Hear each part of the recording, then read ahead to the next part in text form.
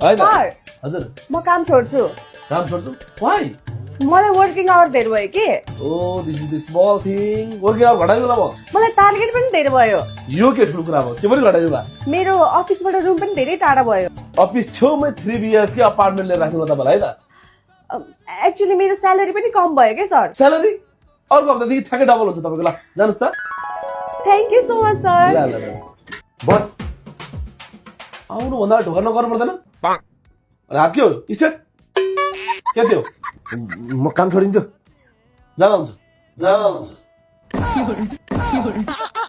मेरे साथ अन्याय हुआ है मेरे साथ अन्याय हुआ है और मैं किसी अब काम त किन छोड्नु मैले काम छोड्यो भने तपाईँले नि अप्ठ्यारो पर्छ तपाईँले गर्न सक्ने केही पनि होइन बरु मलाई यसो गर्नु स्यालेरी बढाइदिनु स्यालेरी बढाइदिनु तपाईँको काम नै के छ अफिसमा यसो गरौँ त्यसो भए मलाई 1-2 हप्ताको छुट्टी दिनु म फ्रेस भएर आउँछु अनि तपाईँको काम चाहिँ कसले गर्छ अफिसमा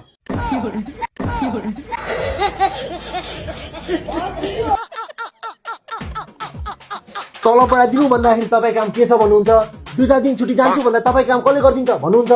यस्तो भेदभाव के गर्नु पाइँदैन भेदभाव के भेदभाव गरेँ मैले मलाई थाहा छैन भने होला त्यो भर्खर जाने नाममा चाहिँ 1 हप्तामा डबल स्यालेरी गरिदिन्छ भन्ने म जस्तो पुरानो मान्छे चाहिँ हेर्ने कामै त्यति छ नि त मैले गर्न सक्ने काम कस्तो गर्नुहुन्छ उहाँले ल भन्नुहोस् हाम्रो एस्ट्रोलिट कन्सल्टेन्सीमा अहिले मैले काम छोड्यो भने तपाईँले नि अप्ठ्यारो पर्छ आइएसपिटीमा के अफर हो नि विदेश आउँछ पढ्छ राणा पण्डितले भिजा लगाएर विदेश जान्छ त्यही त हो नि अफिसको बारेमा केही जानकारी राख्नु छैन आइएसपिटीमा हाम्रो एस्ट्रोलिट कन्सल्टेन्सीमा कस्तो अफर छ भनेर हाम्रो म्यामले कसरी बुझ्नुहुन्छ आफै हेर्नुहोस् त